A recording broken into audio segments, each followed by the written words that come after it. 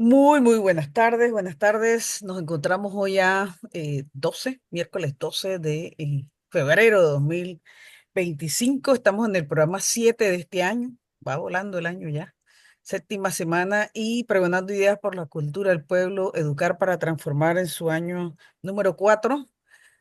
Ha iniciado este año pues con la necesidad de desde nuestra región centroamericana, México, que también la incluí en esta fase inicial, luego de la llegada al gobierno de los Estados Unidos el 20 de enero de Donald Trump por segunda ocasión, pero esta vez, hombre, ha venido con un proyecto de nación que pretende atentar, hombre, contra la historia, la soberanía y la autodeterminación de nuestros pueblos en Centroamérica y de paso de toda la región latinoamericana y parece que del mundo entero.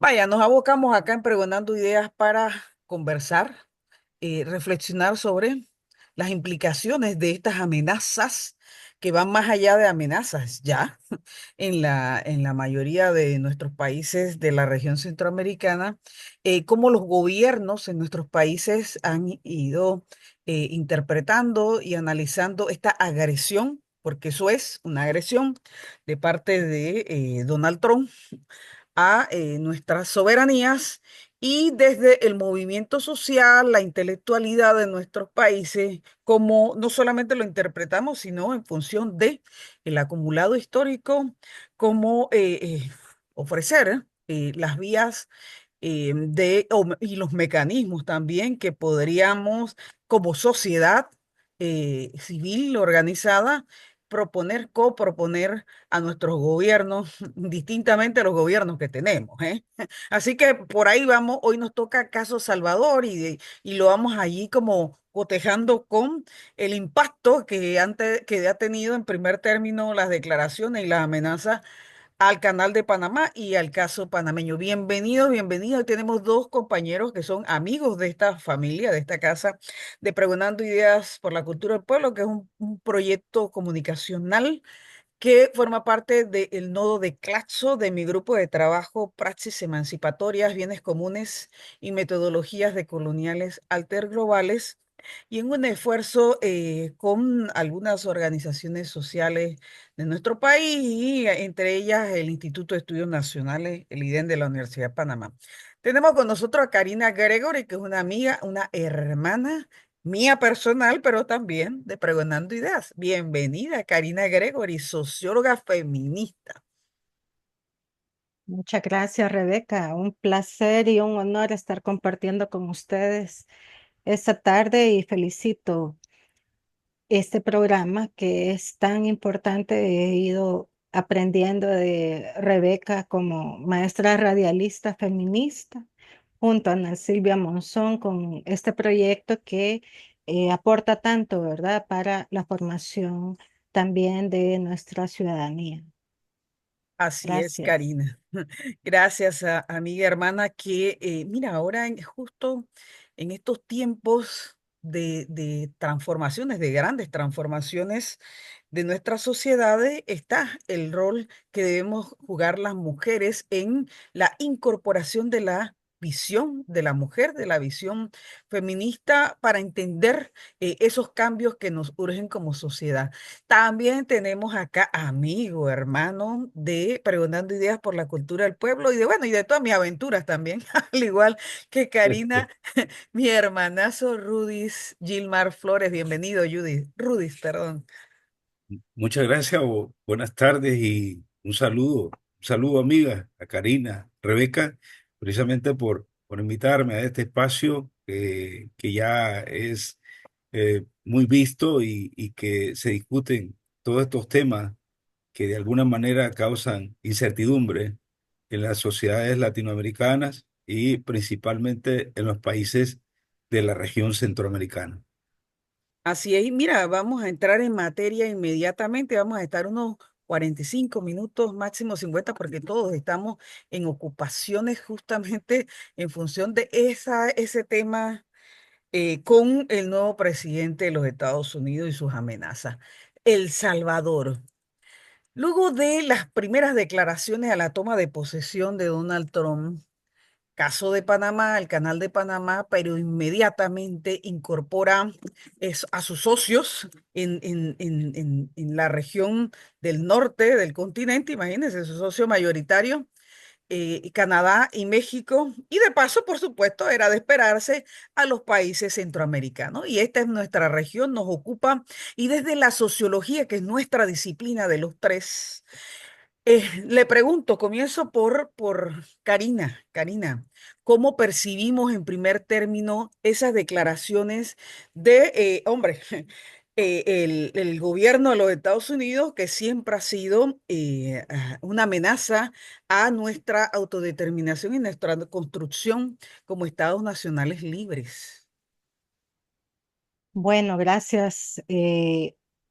Con esta pregunta, ¿verdad? Nos da el espacio para iniciar recordando que pues ya hubo una gestión previa, ¿verdad? Que sabemos en la forma en la que se ejerce el gobierno, pues coincide con esta tendencia que estamos viendo a nivel global en los liderazgos políticos, ¿verdad? Junto a características como autoritarias, prepotentes, ¿verdad? También misóginas.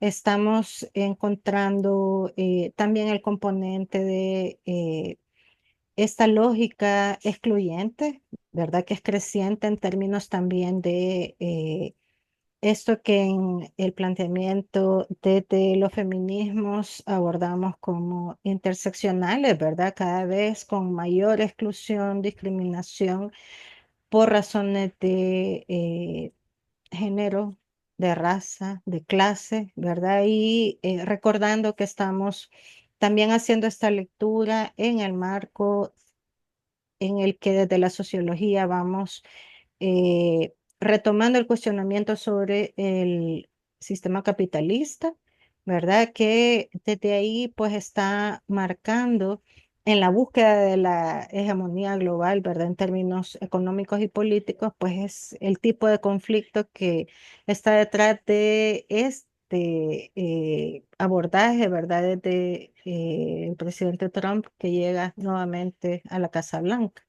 Y en ese sentido es importante que tengamos presente que más allá de el posicionamiento particular sobre el caso de El Salvador, estamos viendo una búsqueda de consolidar, ¿verdad?, poder económico a través de distintos tipos de estrategias y en ese sentido, pues si bien es cierto, eh, reconocemos, ¿verdad? Sabemos que históricamente en Centroamérica pues han tenido la base, ¿verdad? En términos de fuerza de trabajo para poder mantener también en funcionamiento esta maquinaria productiva, ¿verdad? Y de sostén de las economías en estos centros de hegemonía, ¿verdad? Pero también que aportan a nuestros países. Sí es cierto que genera de alguna manera mucha incertidumbre, ¿verdad? Especialmente por las primeras decisiones que se van tomando, como por ejemplo el bloqueo, ya la definición de cerrar el financiamiento de la cooperación de AID, ¿verdad? El financiamiento para el desarrollo, que sabemos que ha estado sosteniendo muchos programas y proyectos en nuestros países, ¿verdad? Además de el claro mensaje, ¿verdad? Desde su campaña electoral para contener fuera de sus fronteras la migración centroamericana. Creo que pues está apostando justamente a generar incertidumbre, ¿verdad? A generar temor, a jugar con este escenario como parte de esta estrategia que busca consolidar, ¿verdad? En diferentes estrategias ese poder. Y pues creo que a partir de esto podemos continuar también dialogando, ¿verdad? Sobre otros elementos. Gracias. Claro que sí, Karina. Y vamos contigo, Rudy. ¿Cómo percibimos estas declaraciones de Trump, estas amenazas de Trump que eh, de paso han tenido ya en nuestros países de la región centroamericana eh, y la verdad que ni siquiera inesperada, podríamos decir, un eco en nuestros gobiernos que van en contravía a los intereses de nuestros países? Bienvenido, Rudy. Muy bien, gracias, Rebeca. Y yo pienso que eh, existía una gran expectativa, ¿no? Y se avecinaba la derrota de los demócratas en Estados Unidos por la forma de cómo Biden gobernó durante su periodo.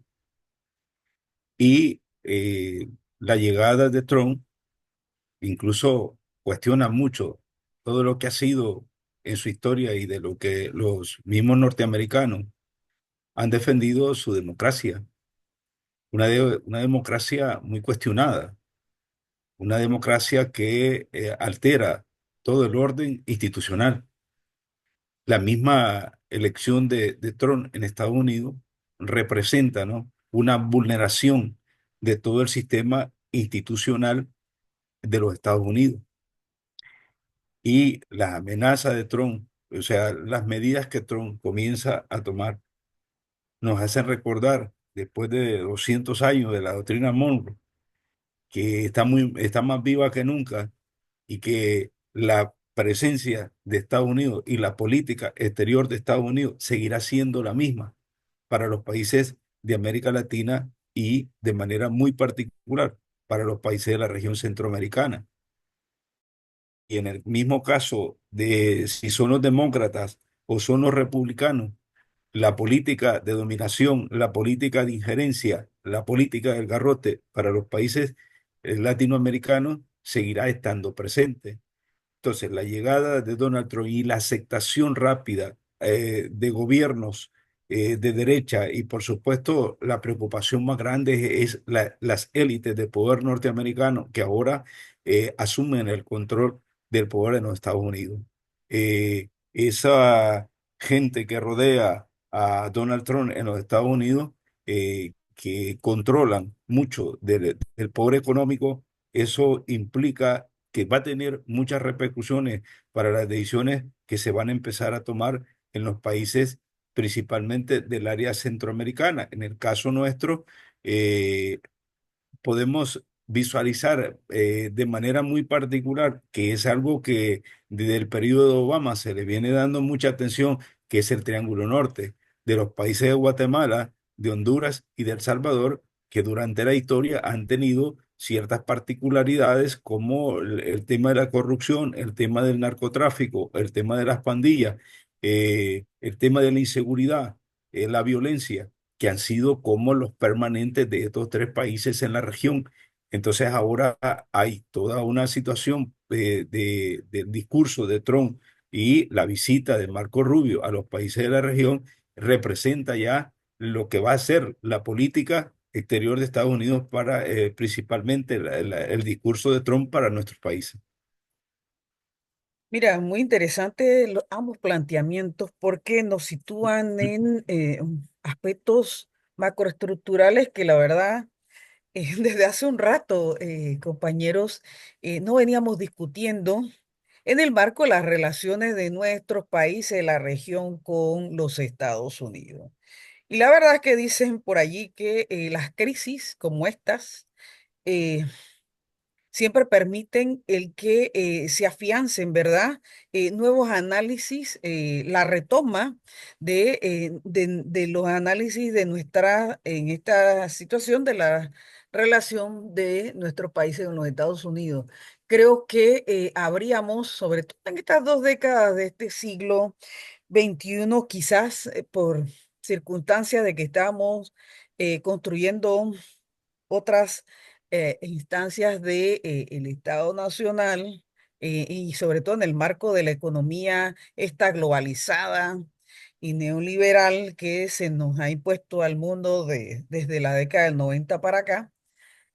Lo cierto es que estas temáticas del nacionalismo, por ubicarnos, y esta relación de América Central geopolítica con esa potencia del norte, habría estado allí como un poco, por decirlo de alguna manera, en descanso.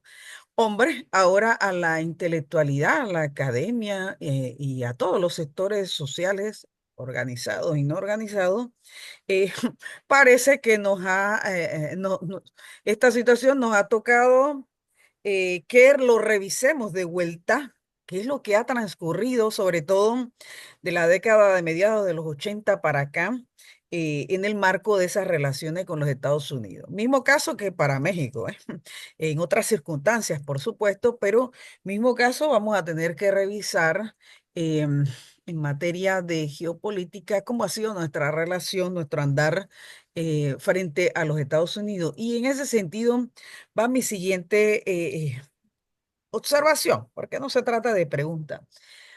Se trata de un modelo, como bien lo han planteado ustedes, que ya lo vimos en el primer periodo de Trump, pero que ahora ha venido mucho más claro, un modelo absolutamente em, con, con elementos que son propios del fascismo, tal cual lo entendemos en la perspectiva teórico-política, que plantea realmente elementos que parecían imposibles de entender, que pudieran otra vez traerse a las realidades humanas y políticas de este siglo XXI, en este segundo cuarto del siglo, como estos elementos que planteó muy bien Karina, fascistas que plantean una hegemonía de factores en lo cultural y étnico que identifican no solo a Centroamérica y a México, a toda la América Latina, lo dice y lo repite este señor Trump, como factores que nos identifican en una condición de inferioridad frente a el estadounidense común. Y les voy a hacer esta pregunta que es difícil a veces de tocar, y sobre todo cuando tenemos tan poco tiempo en los programas comunicacionales, pero que es necesario para la docencia. Estamos en el siglo XXI del conocimiento, del siglo XXI de la retoma del humanismo, el siglo XXI de los derechos humanos de hombres y mujeres, en el siglo y también de la niñez de todos los grupos etarios, y que el retrotraer, como bien lo dijo Rudy, a la humanidad a 200 años atrás con esa doctrina Monroe y todo lo que ello implica en lo político, en lo cultural y que de paso, por supuesto, en lo económico, nos puede afectar a nuestras realidades centroamericanas. Paso a preguntarte y de vuelta, Karina, ¿cómo entender estos elementos del fascismo que forman parte del nuevo gobierno de Trump? En esta dinámica social orgánica que debemos de todos los sectores sociales en nuestra región centroamericana reactivar frente a esta agresión, porque ya no son amenazas, es una agresión abierta de los Estados Unidos de pretender trastocar el orden social, político y económico de El Salvador, por ejemplo. Muchas gracias. Veamos, una de las cosas que creo que es importante que podamos poner sobre la mesa tiene que ver con cómo esto está trastocando no solo, digamos, la organización institucional, ¿verdad? La organización en términos sociales. las exclusiones, ¿verdad? En términos de nuestras poblaciones latinoamericanas en la sociedad estadounidense, que sabemos que además está, claro, como tú decías, agrediendo directamente a nuestros pueblos, ¿verdad?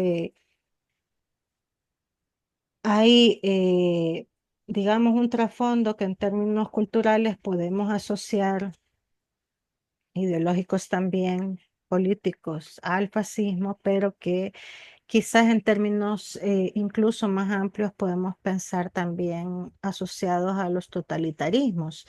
Creo que todavía estamos en esa discusión en las ciencias sociales sobre cómo denominar, ¿verdad? En este nuevo siglo a estos procesos que estamos observando que tienen esas características comunes de la discriminación por raza, ¿verdad? Ese menosprecio que tú decías en términos de la humanidad, ¿verdad? Que no cumple con ciertas características, pero que aquí pues nos llevan nuevamente a esta aspiración de tener la última palabra en cómo se van configurando para el caso, ¿verdad? Los sistemas culturales, políticos, ¿verdad? Pero con un trasfondo que es económico.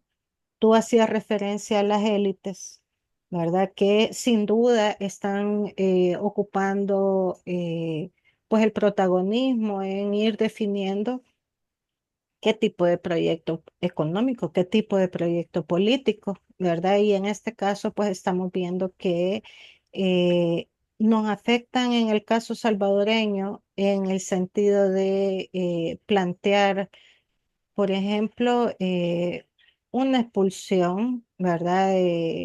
A través de deportaciones masivas de personas que han estado eh, digamos, infringiendo la ley y que por eso están privadas de sus derechos, ¿verdad?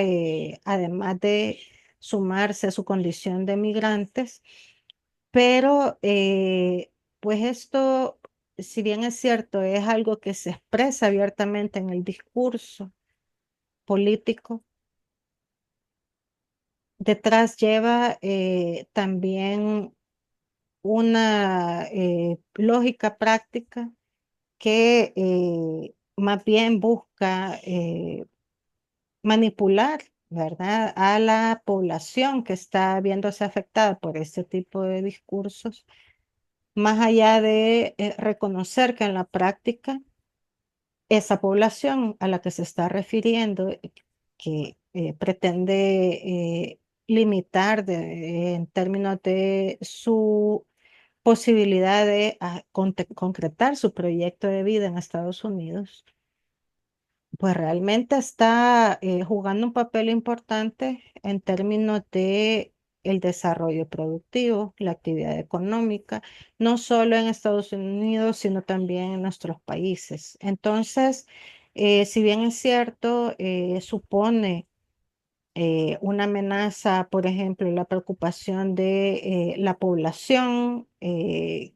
directamente se ve afectada para el caso de la posibilidad de una deportación por su condición de ilegalidad, entre comillas, ¿verdad? Sabemos que todo esto pues es parte de las críticas a este tipo de planteamientos, pero estamos viendo que concretamente, esta población pues va a ir viendo más precarizadas las condiciones en las que puede permanecer en Estados Unidos, ¿verdad? Más precarizadas las condiciones en las que regrese a El Salvador en el caso que esto se dé, ¿verdad? En los casos que esto se dé, precisamente por las condiciones socioeconómicas del país que les ha expulsado originalmente, ¿verdad? El país de origen, El Salvador. Si bien es cierto, hace un rato en el proceso de la campaña electoral de la segunda candidatura ilegal, inconstitucional de Bukele, ¿verdad?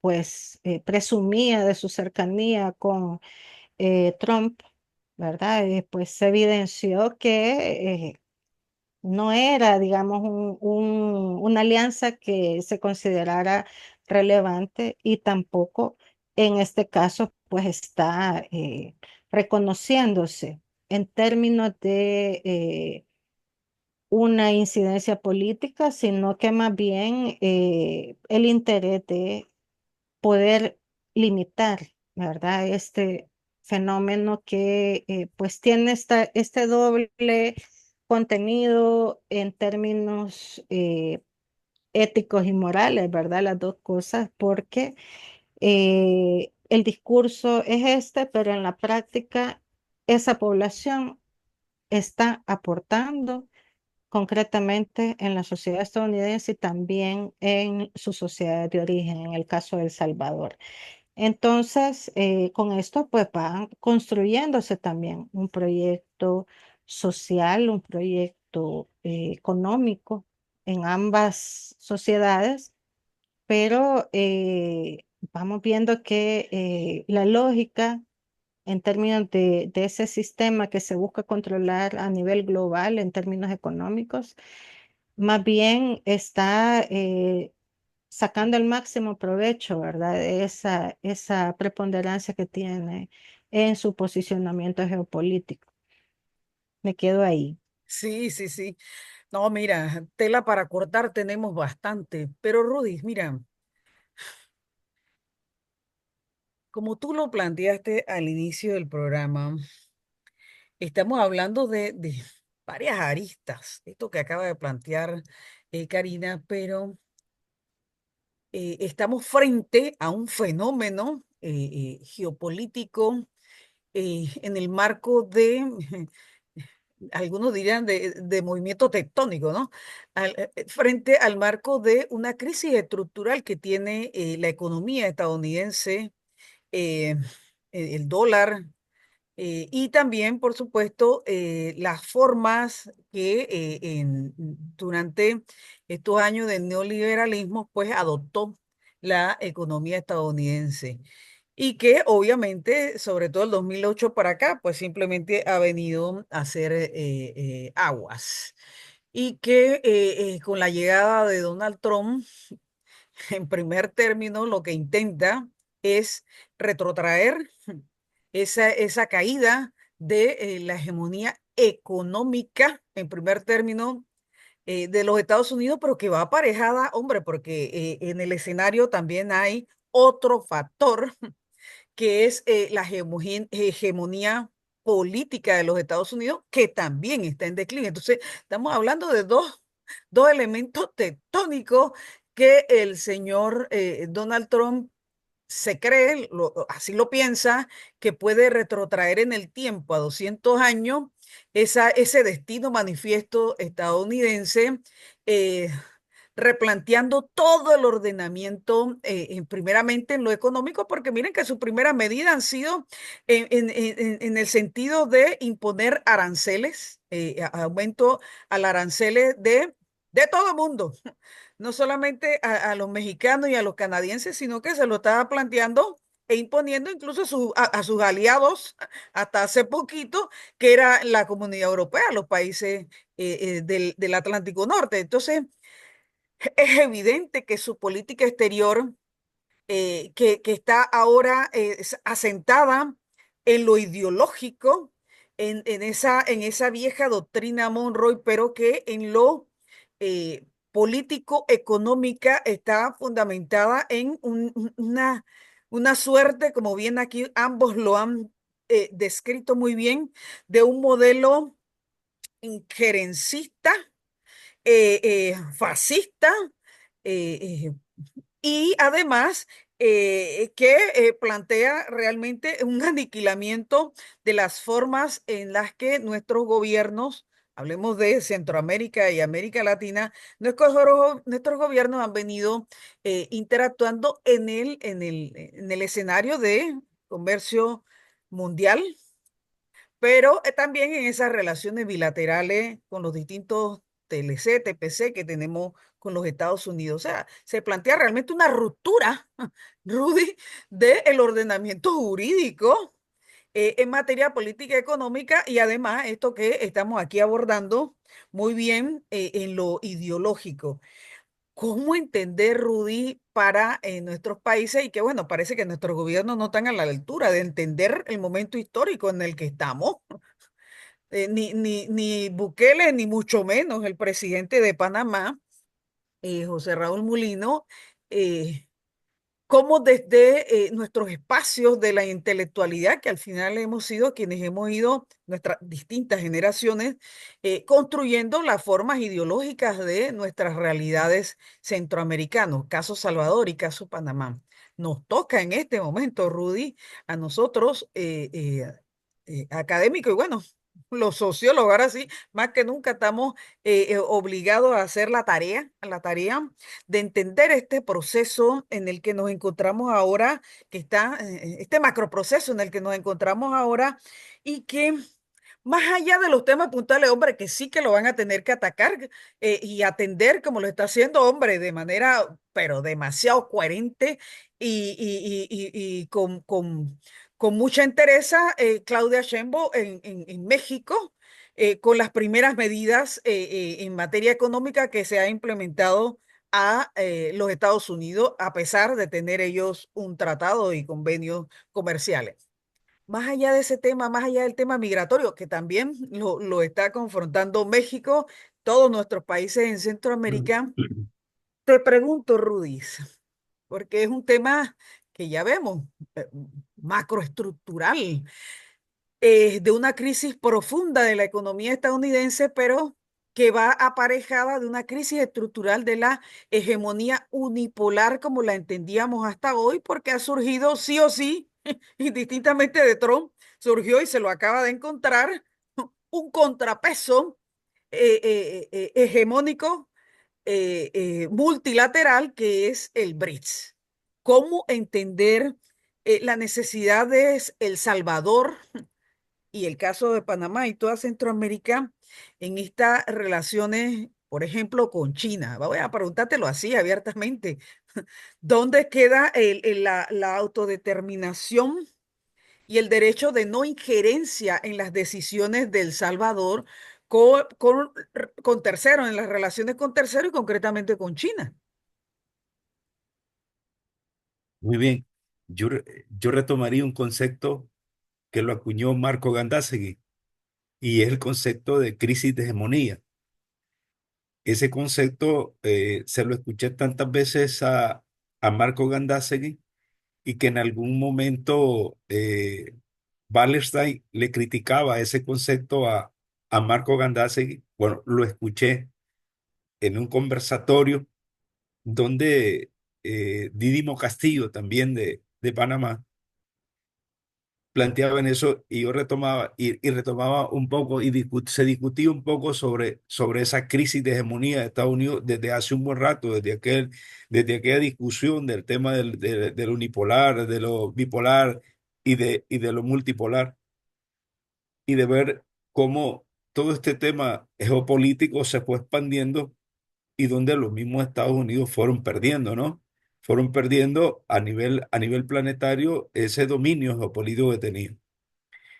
Y ahí encontrábamos un poco esa diferencia entre la política exterior de los Estados Unidos, que se ha fundamentado sobre la ley del garrote, del sometimiento que se amparaba en esa doctrina, de la doctrina Monroe, pero que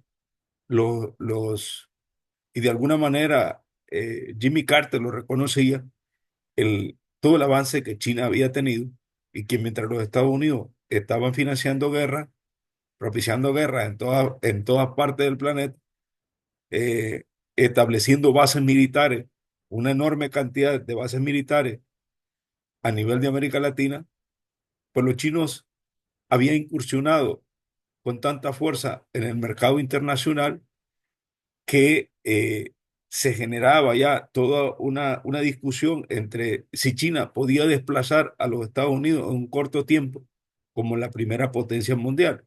Y también se establecía de que al llegar la pandemia del COVID-19, China estaba por entrar en esa etapa de desplazar a los Estados Unidos como la primera potencia mundial. Pero de ahí hay que decir que frente a algunos proyectos que fracasaron, que se comenzaron a implementar desde los periodos de Clinton, Obama, Bush, como el tema de crear el ALCA, un área de libre comercio para América, se fueron creando otras alternativas. Se creó el ALBA, y se crearon los BRIC, que también hoy por hoy incluso se discute ampliamente sobre la creación de otra moneda alternativa al dólar, ¿no? Y el generar otro tipo de transacciones. Hay que decir que con el caso nuestro, mira cómo son las cosas y cómo creo que ahora en el caso de Bukele en El Salvador se encuentra como en una encrucijada entre cómo asumir esas relaciones diplomáticas con China y cómo asumir esas relaciones con Estados Unidos. Cuando Bukele llega al poder en el 2019 está el periodo de Trump. Trump en su primer periodo estaba entre el 2017 y el 2021.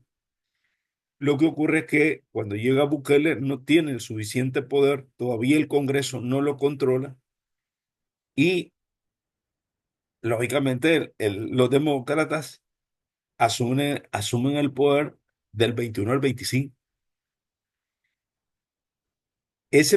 Y hay que reconocer que en ese primer periodo que Trump está gobernando Estados Unidos, ya Bukele entabla una estrecha relación con Trump. Incluso ahí está la visita de altos funcionarios norteamericanos al país. Y hay una relación muy armónica entre la política de Estados Unidos y de El Salvador. Y ahí se plantea, y ahí hay un acuerdo entre Bukele y Trump sobre convertir al país en un país santuario para que se reciban los migrantes y que están solicitando asilo y que sean rechazados en la frontera sur de Estados Unidos con México, pero que El Salvador eh, los mantenga en este país. Y otro elemento que se puede destacar también en ese momento, quizás de los acuerdos muy importantes, quizás, digamos, para Bukele, era ese en primer lugar, y el otro era el tema de seguridad, en el cual eh, se crearon las fuerzas de tarea conjunta eh, ordenada por el Departamento de Justicia de los Estados Unidos para desmantelar la Mara Salvatrucha, la M-13, que tiene mucha fuerza en ese momento en El Salvador.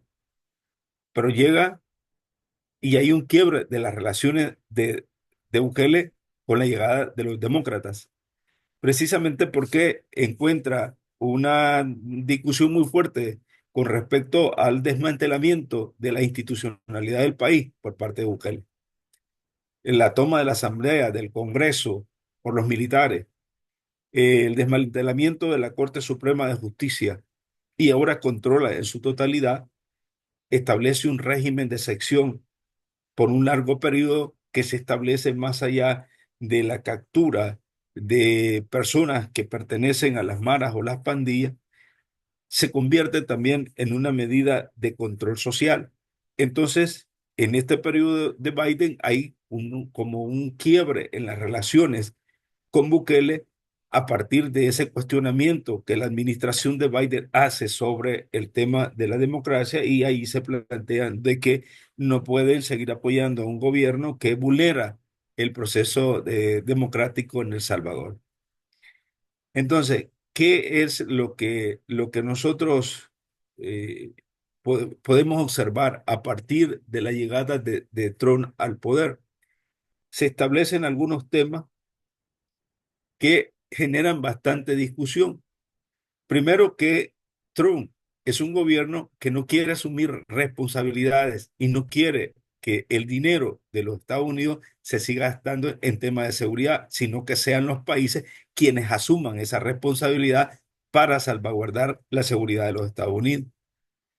Y eso ya lo venía planteando desde el periodo de Obama, cuando Obama está en el poder, Obama se plantea la Alianza para la Prosperidad del Triángulo Norte, que está fundamentada en la lucha, en un errado concepto de seguridad nacional que provenía de los atentados en Estados Unidos, y que bajo ese concepto se plantea una alianza que, por supuesto, Obama está planteando un nivel de financiamiento para esa alianza, pero Trump no lo considera de esa manera. Y Trump considera de que hay que mover la frontera sur hacia este triángulo norte y que aquí se comience a generar toda una lucha contra las maras, contra el narcotráfico, contra la corrupción.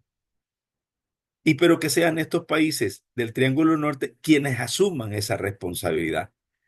Entonces, en ese caso, hay que destacar que estos bloques que se van conformando, como los BRICS, van a comenzar a tener un escenario político mucho más amplio y que seguramente, si Trump continúa con esa política endurecida para todos los países, incluso para sus propios aliados, como tú lo planteabas, de la Unión Europea, o sea, va a tener repercusiones porque incluso Francia ya está planteando también imponer aranceles a Estados Unidos, así como él se los acaba de imponer. No solo Francia, también Alemania Y y Alemania, otros amigos España. aliados de Europa. Y mira, en esta línea, ¿dónde queda Karina? ¿Dónde quedan eh, aquellos factores que parecían que el concierto de las naciones nos habíamos puesto de acuerdo en los últimos tiempos para ir fortaleciendo en función de, hombre, buscar un mejor medio para la vida de la mayoría de las poblaciones? Por ejemplo, el tema de la democracia, el tema de los derechos humanos en general, pero los derechos humanos, hombre, de esas poblaciones vulnerables. eh, y, por ejemplo, el derecho de las mujeres, que ahora estas temáticas parecen estar, parecen que para la política exterior de los Estados Unidos quedarán en un asunto de postergación de ese avance que veníamos teniendo en estas temáticas. Te pregunto, Karina, ¿cómo plantearnos desde nuestros espacios de la academia y desde nuestros espacios orgánicos la necesidad de verificar cómo podemos rápidamente implementar mecanismos para que en esta crisis de hegemonía, como bien lo decía Marco Gandásegui, en la que estamos en el cenit de ella, la crisis de la hegemonía de los Estados Unidos y que implica todo este trastoque político y económico y social en nuestros países, como estas temáticas que vienen siendo abordadas y atendidas inclusive por nosotros tres desde nuestro ejercicio profesional, sin duda alguna va a estar no solo amenazada, sino realmente vulnerada. ¿Qué hacer en ese sentido, Karina? Bueno, en esto sin duda tenemos un enorme desafío porque con esto que tú planteabas, ¿verdad? Una respuesta rápida. Creo que justo esta es una mirada hacia adentro de nuestro marco de ejercicio profesional, ¿verdad? Creo que también en esto pues nos encuentra con debilidades en el sentido de, por un lado, ¿verdad? Con qué condiciones estamos, por ejemplo, haciendo este esfuerzo de investigación, de seguimiento de la realidad y de justo tener los espacios como en este caso, ¿verdad? Vamos discutiendo sobre esas posibilidades. Yo creo que nos hemos quedado cortos a nivel de nuestra disciplina, tanto dentro de nuestros países como quizás un poco más en la región, ¿verdad? Más espacios para poder considerar estas posibilidades. Yo creo que para respuestas rápidas creo que tenemos limitaciones importantes y justo ese es el desafío, ¿verdad? Porque, por ejemplo, con espacios como estos, ¿verdad? Como vamos poniendo sobre la mesa el caso de que esta inquietud que tú planteabas, ¿verdad? ¿Qué pasa con los derechos humanos? Bueno, que están desprotegidos, están en pausa. En el caso de El Salvador, bajo régimen de excepción, ¿verdad? Que va cada vez encontrando una nueva prórroga y el ejercicio del poder en el Ejecutivo, ¿verdad? Desde el gobierno central, se ha desarrollado en este marco. Entonces ya eso es una muestra bastante elocuente de eh, qué capacidad ha habido en el gobierno, que ahora se encuentra en un segundo periodo, ¿verdad? De mandato autorizado, ¿verdad? Por una interpretación de la ley que se hace desde el Ejecutivo que posibilita que siga ahí en este momento, ¿verdad? Pero que es ilegal, inconstitucional. Entonces, esta característica de que impunemente se rompe con ese diseño institucional que se orientaba hacia una democratización que iba avanzando y que avanzó, pienso yo, de forma importante en 3 décadas, ¿verdad?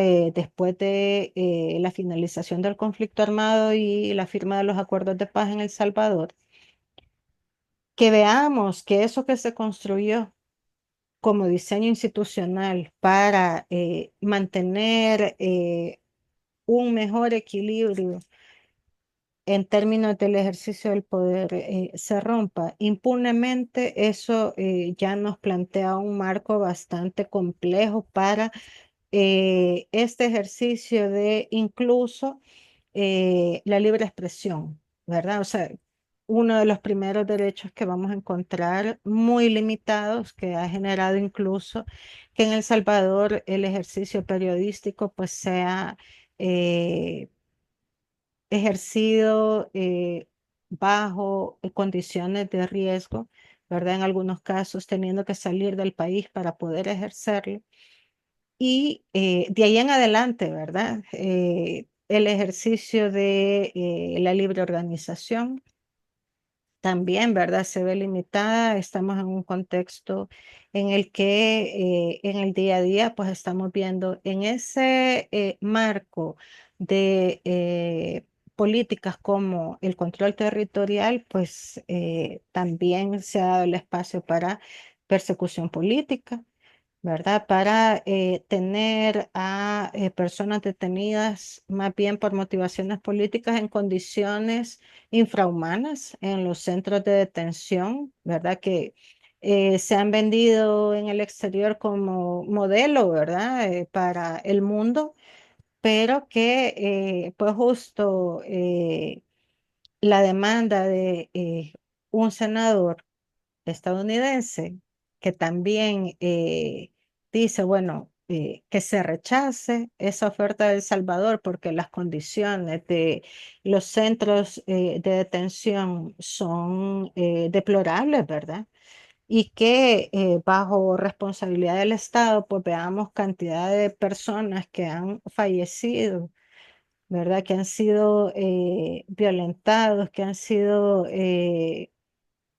también vulnerados en sus derechos bajo la tutela del Estado, pues dice bastante respecto a en qué condiciones estamos de desprotección respecto a los derechos humanos. Y en el caso de las mujeres, pues estamos en un momento en el que vamos viendo un importante retroceso, ¿verdad? En términos de ejercicio de derechos, un importante retroceso en la inversión pública para los servicios de salud en general, ¿verdad? Y especialmente con más limitación en el sentido de, por ejemplo, tener acceso a la educación integral en sexualidad, ¿verdad? Que todo lo que haya tenido alguna referencia a un abordaje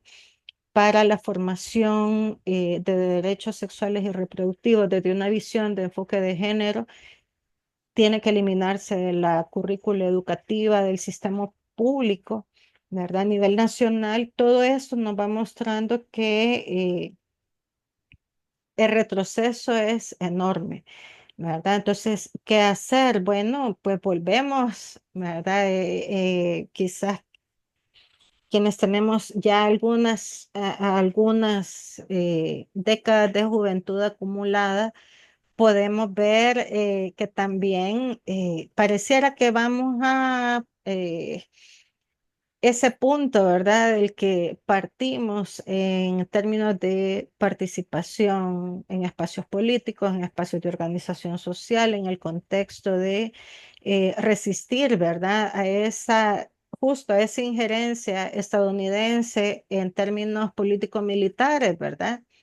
En los años 80, bueno, toca volver a retomar esos procesos de formación en ciudadanía, formación en derecho, formación política, ¿verdad? Porque después de este periodo que inicia a finales de los 80 y se expande a inicios de los 90 en el caso de Centroamérica, de esta expansión neoliberal, ¿verdad?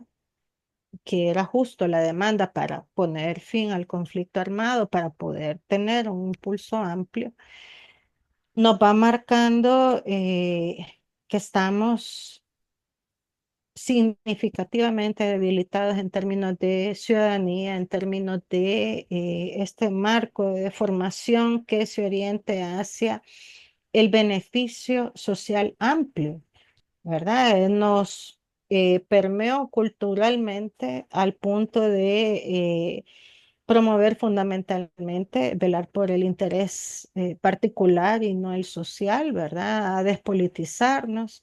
Entonces, todo esto necesita que generemos nuevos espacios, ¿verdad? Para retomar Que ese lo tipo de generemos y con procesos urgencia, Karina, con con urgencia. urgencia. Mira, Exacto. estamos en los minutos finales. Por supuesto que debiéramos seguir conversando horas para entender el momento histórico en el que estamos, pero debemos ir cerrando el programa y los minutos finales los dejo para el compañero Rudy porque tenemos el reto, lo que nos acaba de plantear Karina, de hacer una revisión integral, no solamente del proyecto nacional que tenemos hoy en el año 2025, cada una de nuestras naciones, del proyecto regional que tenemos como Aviala, esa patria grande, que es una tarea que tenemos pendiente todos los pueblos de la América Latina y el Caribe. Pero ¿cómo terminamos, Rudy, esta conversa hoy, entendiendo que sí, que estamos frente a la necesidad de una revisión y de paso de una reestructuración del modelo político, económico y social que hasta hoy hemos venido afianzando en el caso Salvador y de Panamá, que con esos elementos de nuestras oligarquías locales, sadodependientes en lo económico de los Estados Unidos, en ese modelo neoliberal que le implantaron no solamente a nuestra región, sino al mundo entero, sino que además de esa dependencia estructural que tiene nuestro Estado en lo cultural, es decir, en el ámbito ideológico, que tiene que ver con esa realidad hoy de una vuelta al conservadurismo que decimos que viene de Trump. No, no, pero es que encuentra asidero en nuestros espacios. Ese conservadurismo, como bien nos lo acaba de plantear Karina, en distintos aspectos, y también en lo político, porque hay que decirlo, esa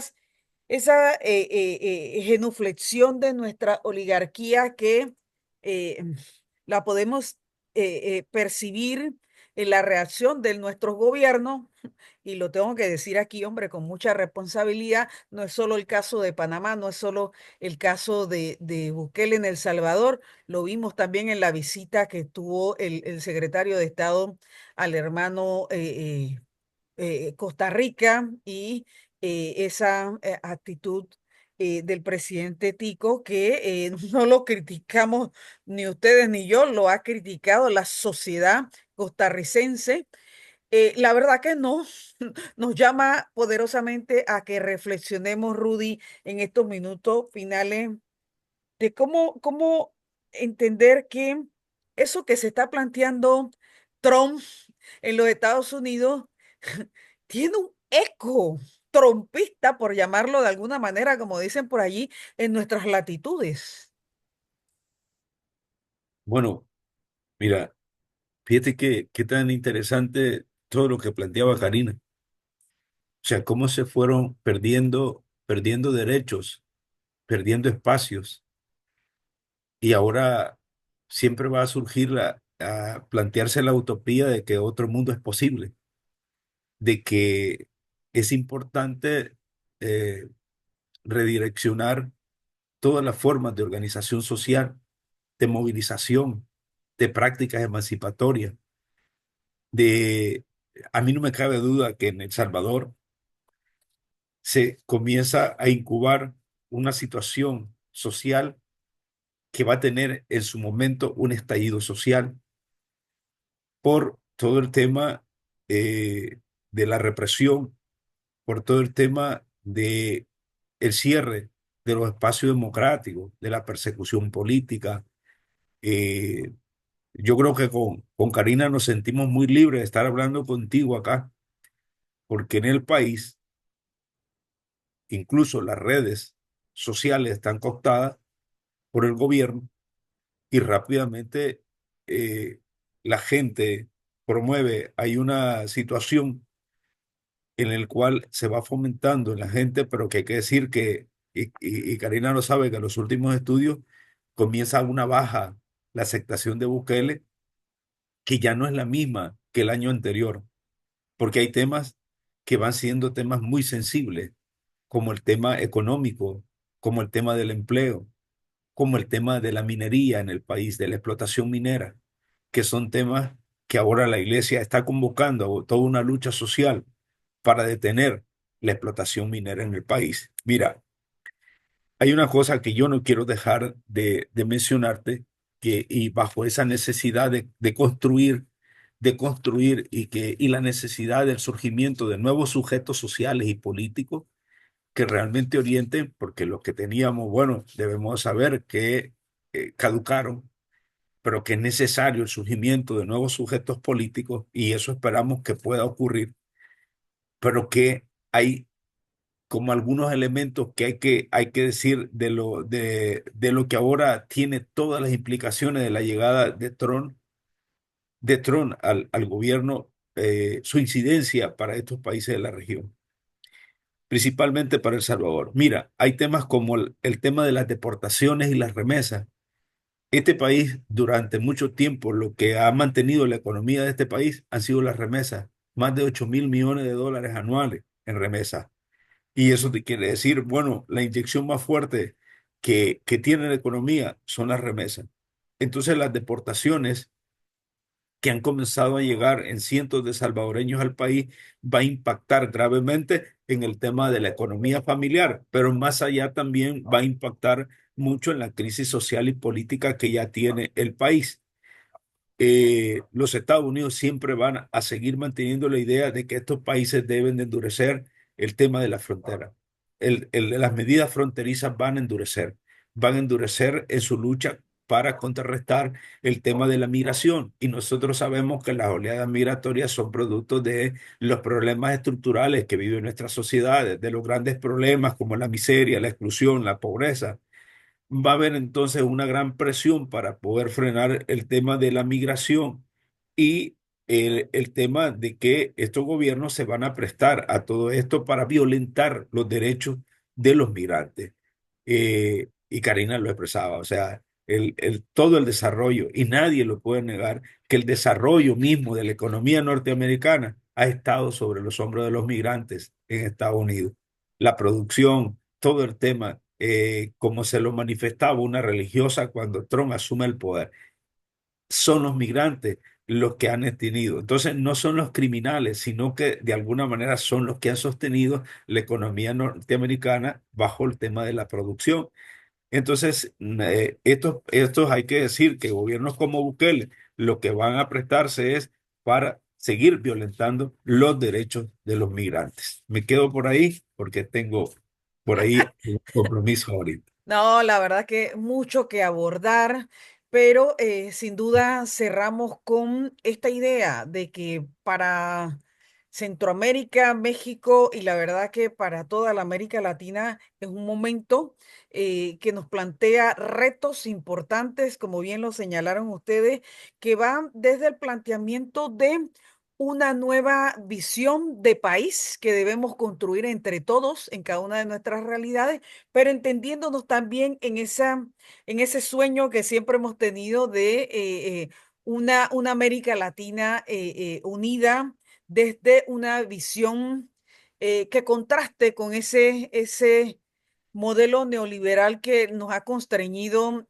hasta este tiempo y que ahora pretende retrotraer avances que no fueron como parte del sistema ese opresor, sino fueron el resultado de nuestras luchas en la vida política de cada una de nuestras realidades que logramos esos avances y que ahora se ven amenazados. La verdad que podríamos seguir abordando este tema, pero nos quedamos con la consigna, nos quedamos con la consigna de que los derechos humanos, los derechos a la vida, esto que nos plantean el tema de la minería y estos elementos serán fundamentales en la nueva visión que debemos tener desde nuestras realidades. Bueno, esto fue Pregonando Ideas por la Cultura del Pueblo. Hoy es la semana 7, lo estamos grabando 12 de febrero, pero este programa será transmitido este sábado 15, sábado 15 de febrero. Gracias, gracias, Karina Gregory. Gracias, Rudy Flores, y nos vemos y nos escuchamos en el próximo programa. Chao, chao. Un abrazo para ustedes. Gracias, Saludos. abrazos.